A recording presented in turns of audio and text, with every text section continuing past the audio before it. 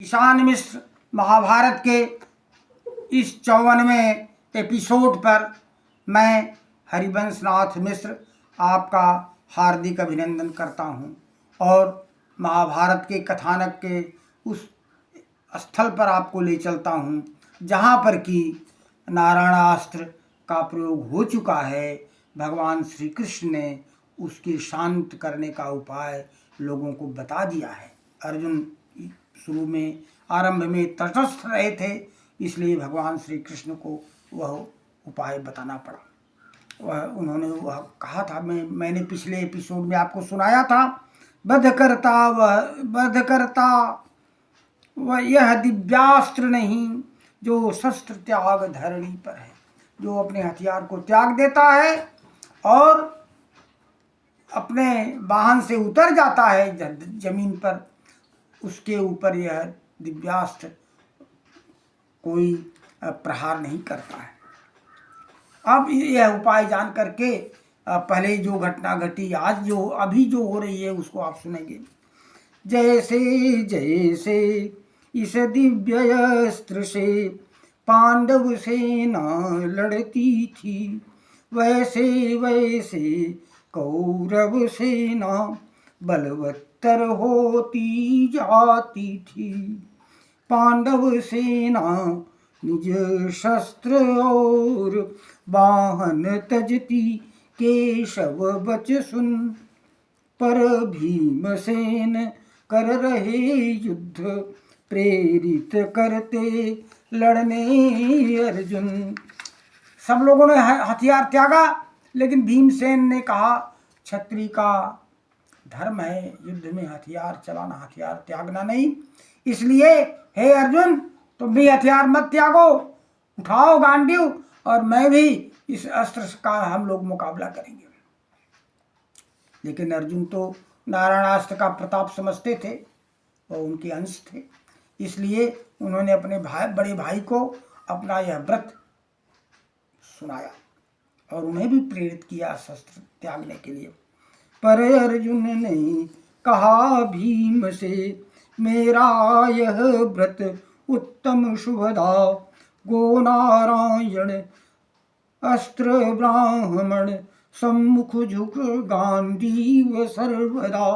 मेरा यह हथियार झुक जाता है इन तीन के सामने। जब गाय सामने आती है, ब्राह्मण आता है और नारायणास्त्र आता है, इसलिए मैं इन तीन से मैं अकड़ता नहीं हूँ, मैं सिर झुका लेता हूँ, मेरा हथियार नहीं चलता है इन तीनों पर। इसलिए भाई आप भी, ऐसा उन्होंने संकेत दिया। लेकिन भीमसेन माने नहीं, तो उनकी रक्षा के लिए उन्होंने वारुणास्त्र के शीतल जल का घेरा उनके ऊपर डाला। अस्त्र के ऊपर हथियार नहीं चलाया। अगर नारायणास्त्र को रोकने का प्रयास करते, अस्त्रों को काटते, तो उनके ऊपर भी वह आक्रमण करता। घेरे अर्जुन भीमसेन रथ, वारुणास्त्र से शीतल करते, दौड़े कृष्ण की रीति गति से, जहां भीम लपटों से घिरते। उसकी दिव्यास्त्र की लपटों से भीमसेन घिरते जा रहे थे। उन लपटों के भीतर भगवान श्री कृष्ण और अर्जुन प्रवेश करते हैं और इस तरह से उन्होंने क्या किया उसको आप सुने। माया का आश्रय लिया था उन लोगों ने। शस्त्र नहीं वे लिए हुए थे, जले नहीं वे दिव्य अस्त्र से, वारुणास्त्र भी शीतल करता रहा उन्हें जल की वर्षा से। उस वातावरण को शांत कर रहा था वारुणास्त्र शीतल जल से, और आग की लपटें नारायणास्त्र की उसको भी घेर रही थी। माया का आश्रय ले दोनों किए प्रवेश दिव्य शर भीतर, कहे भीम से शस्त्र त्याग दें, माने नहीं तथापि ब्रिकोदर माने भीमसेन, तब भी नहीं माने। उन्होंने माया का आश्रय लेकर के उस लपट में प्रवेश किया। चूंकि शस्त्र नहीं था, इसलिए उन लपटों ने जलाया भी नहीं उन दोनों को, और वारुणास्त्र भी शीतल कर रहा था। लेकिन भीमसेन मानने को तैयार नहीं थे कि हथियार डाल देना चाहिए शत्रु को। समझ नहीं पा रहे थे उस नारायणास्त्र का प्रताप। रथ से खींच भूमि पर लाए भीमसेन यरुवायुध उनके, नर नारायण दोनों बल से शांति हेतु से दिव्य अस्त्र के। उस दिव्यास्त्र को शांत करने के लिए उनके शस्त्रों को छीन करके रथ से उतार के फेंक दिया भगवान कृष्ण और अर्जुन ने, और उनको बलपूर्वक पकड़ करके रथ से नीचे खींच करके दोनों ने उतारा। दोनों नर नारायण थे, उनकी बल की कोई सीमा नहीं थी, और भगवान की इच्छा से ही तो कोई उतर सकता था, उनके प्रयोग की बल की आवश्यकता नहीं थी। इस तरह से भीम भी संकोच में पड़े और उतरे, लेकिन उतरने के बाद भी वह अपना शस्त्र खोजने लगे। ये बड़ी गड़बड़ बात हुई। भूतल हुए युद्ध में तत्पर भीमसेन रणगर्जन करते, आयुध बढ़े अस्त्र से निकले, आयुध बढ़े अस्त्र के निकले, भीमसेन पर आग बरसते। फिर जब गर्जना किए तो फिर उससे अस्त्र निकलने लगे या नारायण से, और अनेक अस्त्र निकल करके बढ़े उनकी तरफ। भगवान कृष्ण तब बेवल होकर के समझाते हैं भीमसेन को। भीमसेन बड़े भाई थे, उनके फुआ के लड़के थे। केशव कहे भीम से कैसा यह करते हैं कुंती नंदन। केशव कहे भीम से कैसा यह करते हैं कुंती नंदन, युद्ध किए यदि जीते जाते तो हम लड़ते इन कुरुनंदन। इन कौरवों से हम लोग भी लड़ते अगर युद्ध से जीता जा सकता, लेकिन इस अस्त्र का यही उपाय ही बताया गया है, इसलिए यह अधर्म नहीं है शस्त्र त्यागना। भीमसेन समझ गए।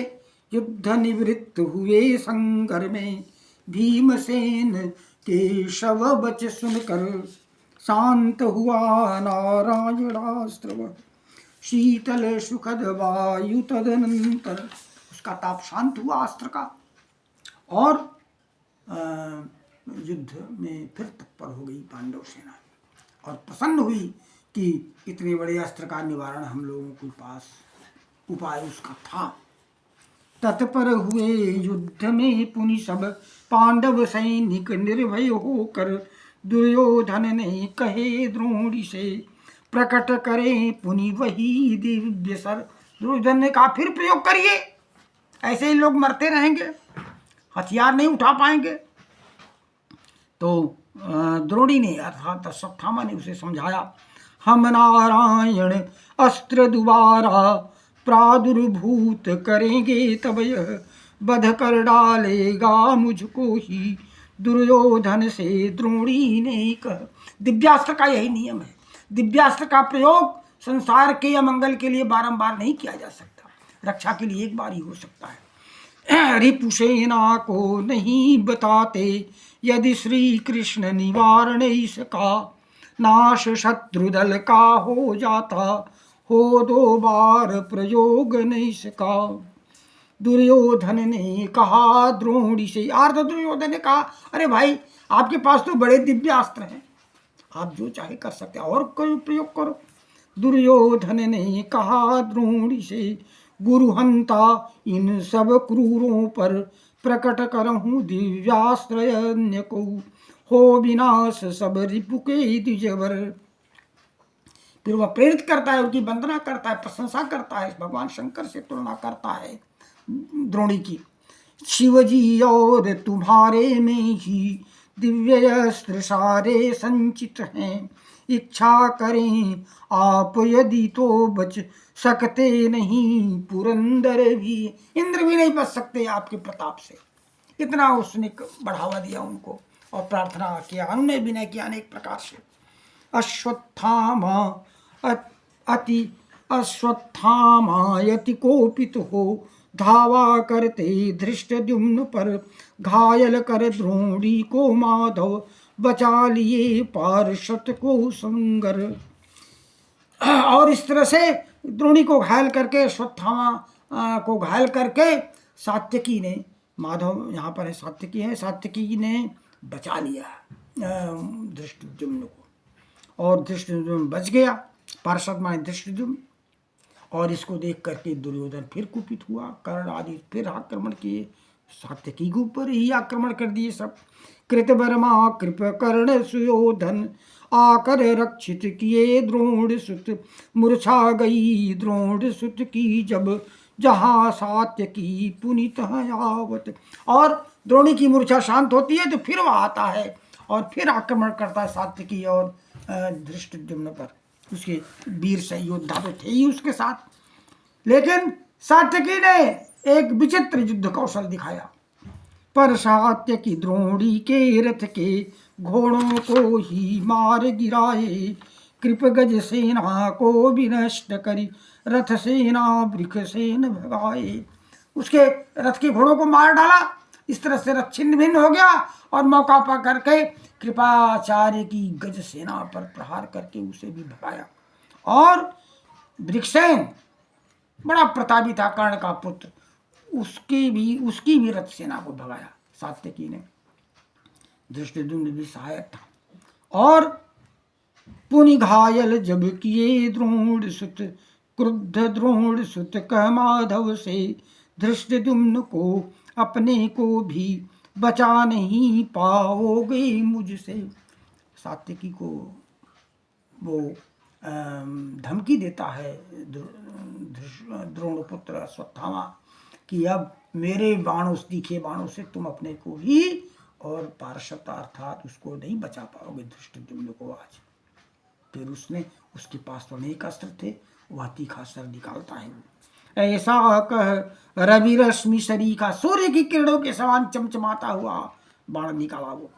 ऐसा कह रवि रश्मि सरीखा, तीखा शर छोड़ा माधव पर, कवच छिन्न कर सात्यकी का वह, रुधिर बहाए आकुल यति कर।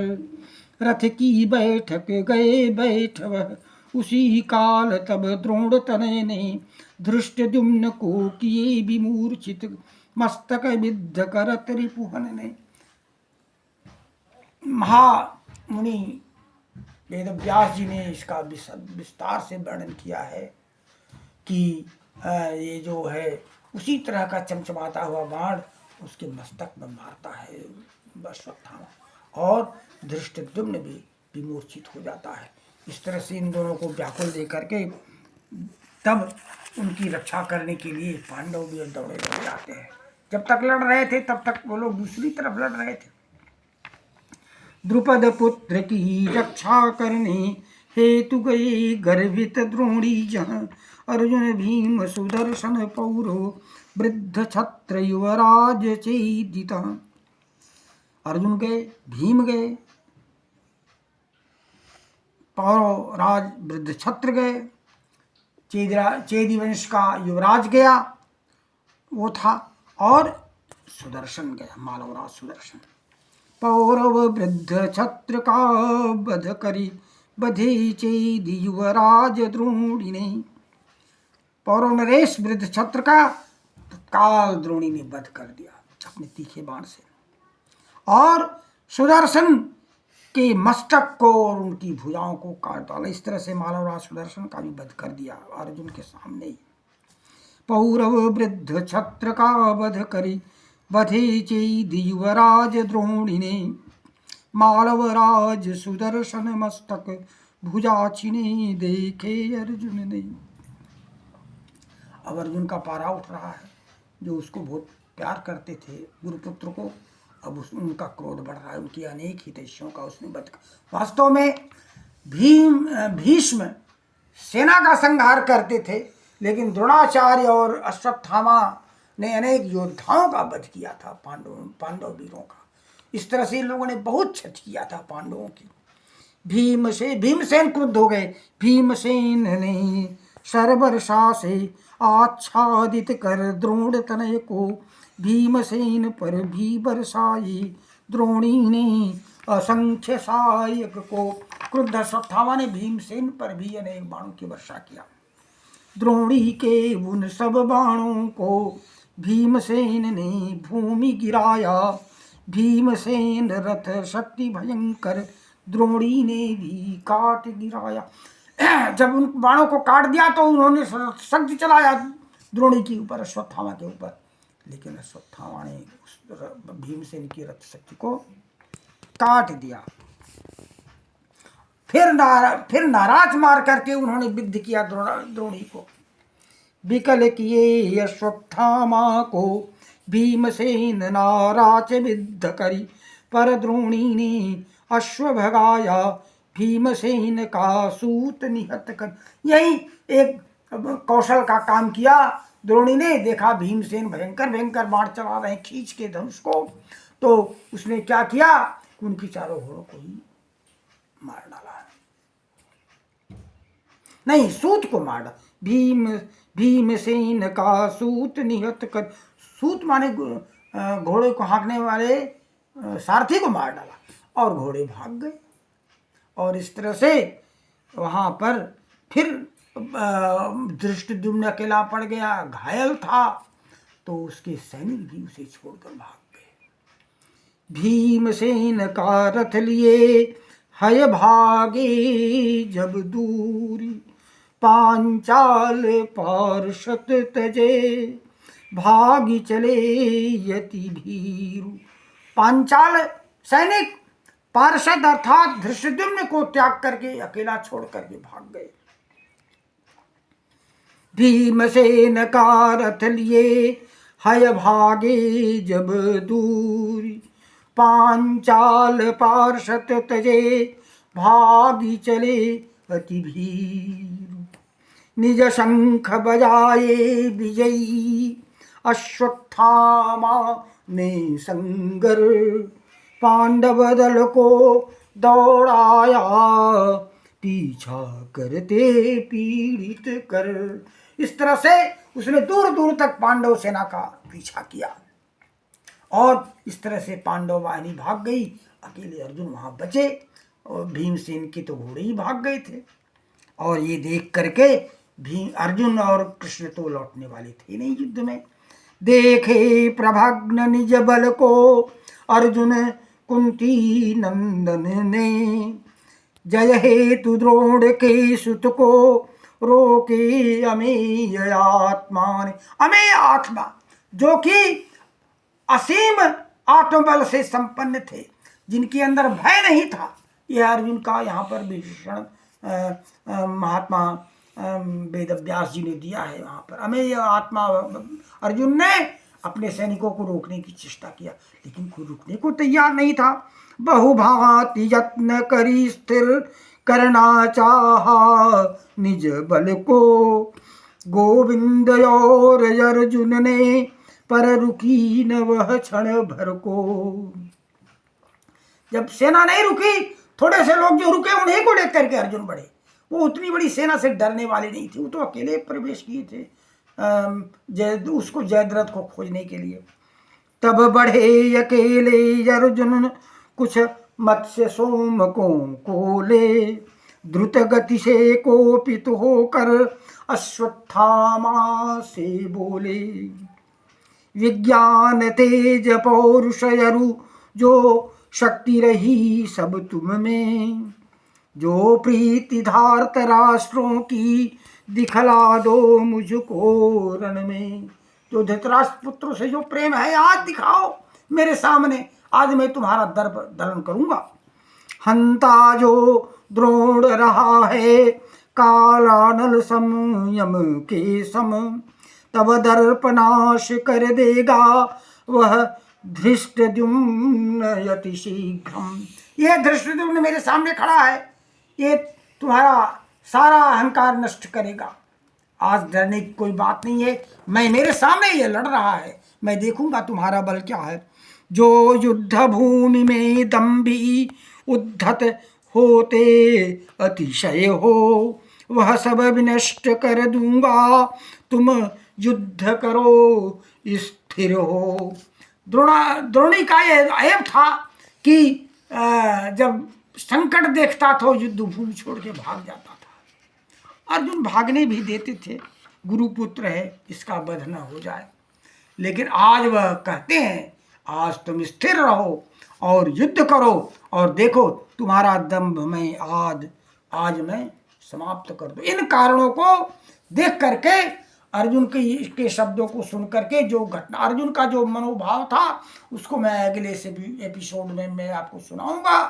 और जो भयंकर घटना इसके बाद होती है इस उपालंब के बाद, उसको अगले एपिसोड में आप सुनेंगे। और मैं आपसे आदेश लेकर के अपनी वाणी को यहीं पर मैं विराम देता हूँ।